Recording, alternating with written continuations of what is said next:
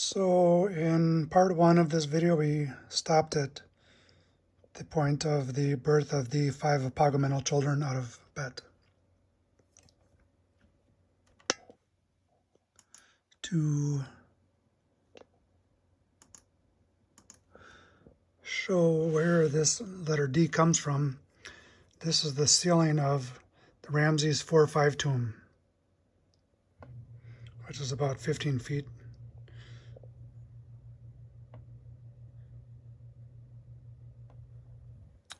In length, and hard to get a photo of, which I made here, which I had to chop and paste. And here we see letter D. So the son is born out of the delta triangle, the vagina of, this is letter B. She has 12 suns going through her body. The sun, she swallows the sun over here. Letter B swallows the sun. There's 12 hours.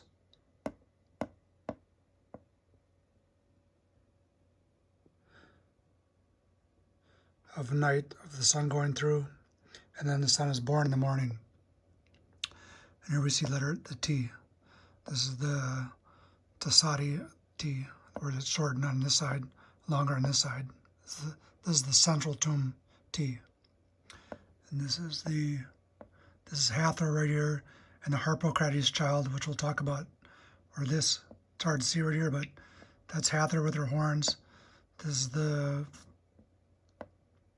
beetle or something.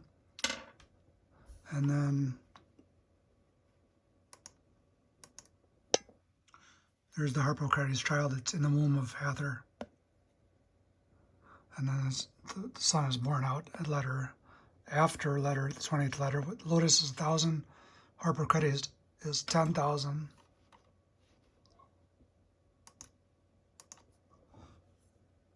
So Hathor, the cow, bursts out the child, and then it flies into the sky with the Kefri beetle flapping its wings, or something along these lines, or the phoenix is mixed in here.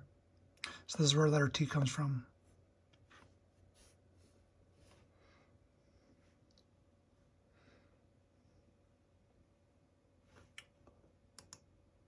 And then here we see a 3-year diagram.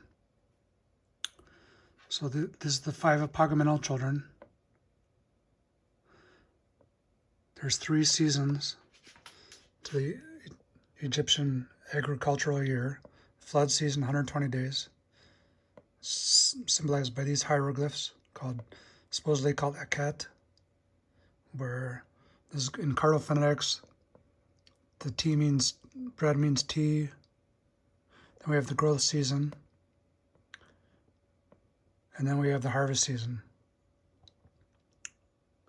And then that equals 120 plus 3 is 365, or 360. And then the 5 apogamental children are born right on June, the last 5 days of the year. And the first child is Horus, or Osiris, Horus the Elder, Saturn, Typhon, Isis, and Nephthys. And these 5 children born out of the solar delta make for the Egyptian year. And Nilos in alphanumerics equals 365, the cipher. And here we see alphabetically, the whole alphabet is based on a Ho, sow, and reap cycle. So the first 13 letters are hoe the ground, sow the ground with the seeds, which is where the letter E comes from. Hoe is letter A. Hopefully your crops will grow if there's enough floodwaters, and then you reap the crops, and then it would be food. Then the flood starts, letter N. Floodwaters coming from the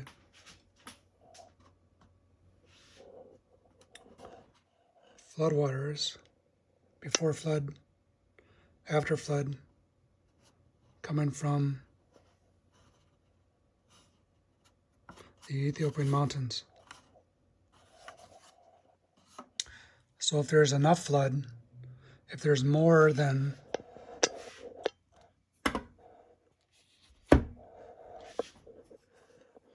8 cubits in height, then if there's between 8 and 14, 8 or 14 is a good flood. That means the flood will come, the flood waters from the mountain will bring black soot, leave it on the blanks. People will be able to grow their crops and there won't be famine.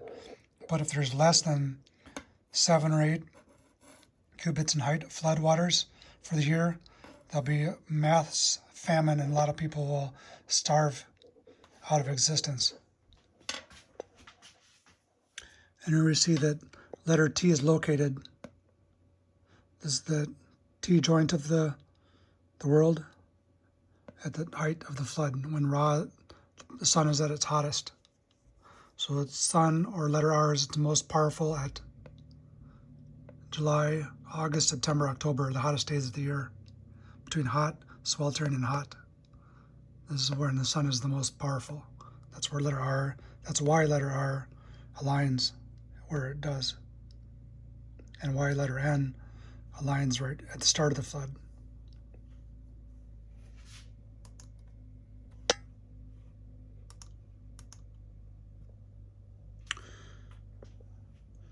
So to continue, we see that Bet births the 5 apocalyptic children, and this starts the alphabetic process or cycle. And then this became, one thing we'll note is that the Phoenician Ds are shaped like the pubic hair region of a woman, but then the Greeks flipped the delta. So now we'll go to letter E. So letter E is probably the most complex letter of all, but in short, it has been decoded to mean sow. So this is the symbol for sow.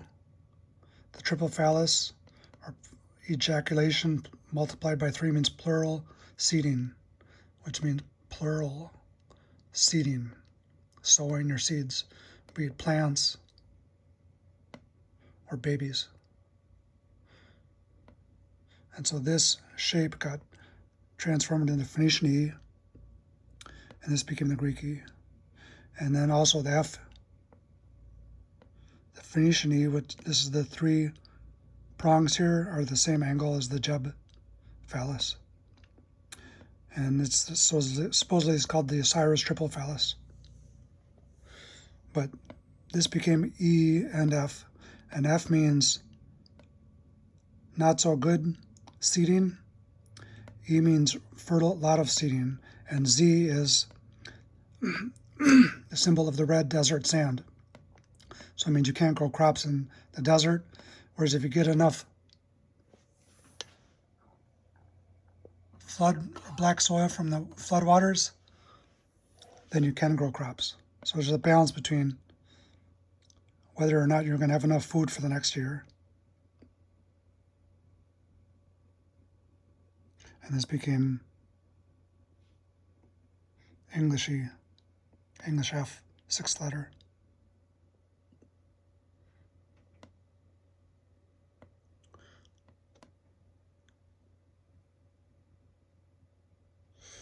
Now the Phoenician 6th letter, one thing that's different here is there's only 2 abecedaria in Phoenician, but the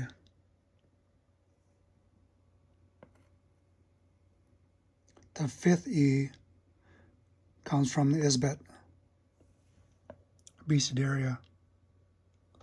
It's in the fifth position, but if you look at the Zayat stone, these 2 are switched.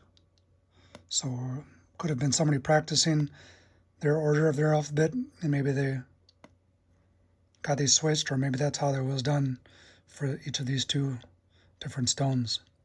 But you'll see there's fluctuation at certain points. But certain letters are always the same.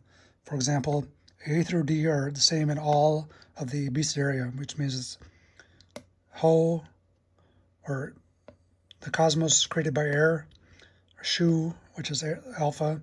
Shu creates Bet and Jeb birth out the rest of the cosmos. This holds for all the alphabet. Doesn't matter if it's Italian, Greek, Phoenician, Arabic, Spanish, whatever. But there's fluctuation right here, and then there's a little fluctuation here with this between these letters, but letter N almost always holds constant. It's the 14th value. And then PQRS usually always holds constant. And then the chi, or 25 squared qubits, is always typically the last letter, or close to the last. So we've done E. Y is the sixth Phoenician letter in this sequence. In the AlphaBet sequence. AlphaBet sequence, Y is, and this is called the shoe support pillar. And this is supposedly as a crutch when you get old, or if you're pregnant, it holds up. There's 4 of these that hold up bet. Help. There's 8 of these that help shoe hold up the stars. So it's a little confusing exactly what this is, but that's where letter Y comes from. So this became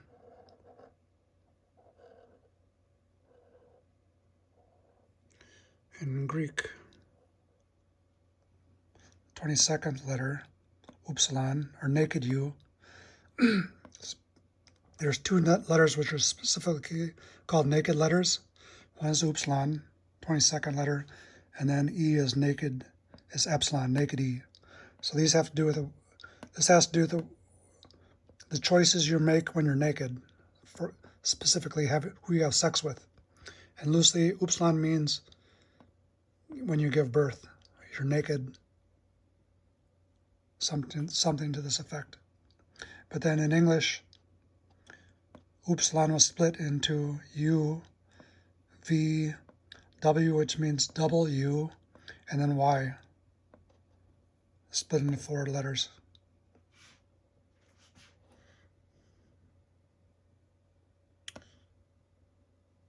And then the 7th Phoenician letter here is Z. So the bottom part of this is long foot here. Sets some. This is a blend of four or five different animals: donkey and some other animals. And that's his head right here at the top. And this is the E20 hierotype. And he's red because he's symbolic of the red desert sand, which means that you need heat to grow crops, but if you get too much heat, you won't grow crops. And then letter H is the ogdoad. So there's 4 male and female pairs, frog-headed and snake-headed. And these are supposedly representative of the premortal waters, the waters that came before everything. And these became these 8 bubbles with certain papyri, or certain book of the deads, which means that after you die, or you're put on your funeral bier, you move upwards into these bubbles, which you transform into you go back into the waters of the beginning. And also this is Egyptian numeral 8, which is where the type comes from. These are 4 digits, Z15G, 4 finger digits, like this. 4 finger digits stacked gives you the Phoenician H. And then Greek H, eta, English H, zeta. And then 9th letter is the enad. So originally Egypt had different religious capitals, but for example, the ogdoad comes from Hermopolis. The enad, 9 gods of enad, comes from Heliopolis. Here we see there's 9 rays of sun, and there's 8 humans. And so in what's called the Hermopolis recension, it was rescripted to the effect that the Enad was born out of the Ogdod, which brought about unification of Egypt, of all of religious factions, brought everybody together. So the Enad is 9 gods, and this became, I don't know exactly why they're using the X symbol here, but in Greek this became theta, where you see the little bar here is the 9 rays of light. This is the 10 value, loosely the 10 value sun, 100 value sun, 1,000 value sun. And there's waters of the Ogdod around the outside of the sun. That's where theta came from. And then 10th letter is the Horus Falcon. So the 10th god born out of the Enad god family is Horus, the child of Isis and Osiris. And technically, the falcon, Horus Falcon, is the oldest god of Egypt, but there's over 200 falcon gods, so it's a little blurry exactly which falcon god is which, but presently the 10th god is believed to be the Horus child of Osiris and Isis, but it could be Horus the Elder. But whatever the case, you see the 2 claws here, about to grab some prey, and there's his tail. He's got the sun on his head. This is the G9 hierotype. And then in Greek, this became the lightning bolt.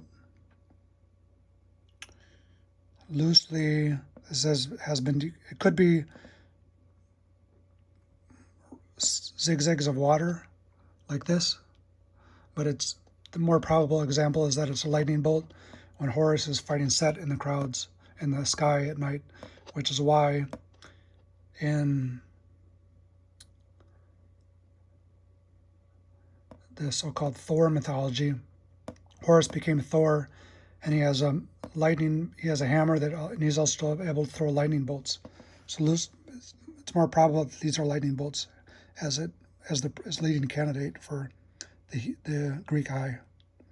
And then in English, this became switched into J, and I is the 9th and 10th letter. They're split because they're phonetically the same, but this carried a lot of baggage.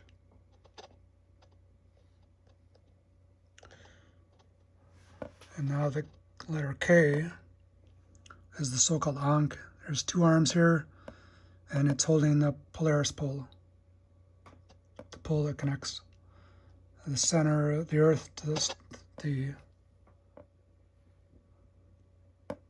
pole star, which is right here in the Little Dipper.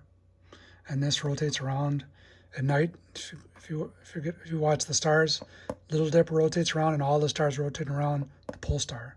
So this K is holding on to the pole star. And it's got 2 arms.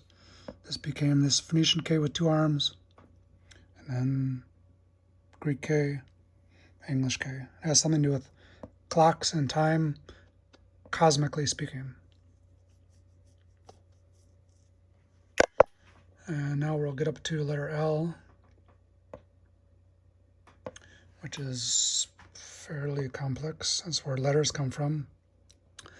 But geographically, it comes from the shape of the end bend of the Nile. These are the first 7 nomes. It goes up here, and this is the 7th nome, and it's shaped like the Mishtu tool, which is what you put to the mouth to make the mummies speak in the after existence. This is the U19 hierotype, shaped just like the L bend of the Nile. And the Egyptians believed that this shape was mirrored as the Little Dipper. So we have 7 stars, 7 gnomes. 7th gnome was where the 7th gate of the Apep snake was located, that the sun had to get past every night to see if it was going to be reborn. So we have 4 prototypes for letter L: Little Dipper, Nile L bend, the Mishtu mouth opening tool, and then speaking Phoenician L, Greek L, are three prototypes at least, and then American or English L.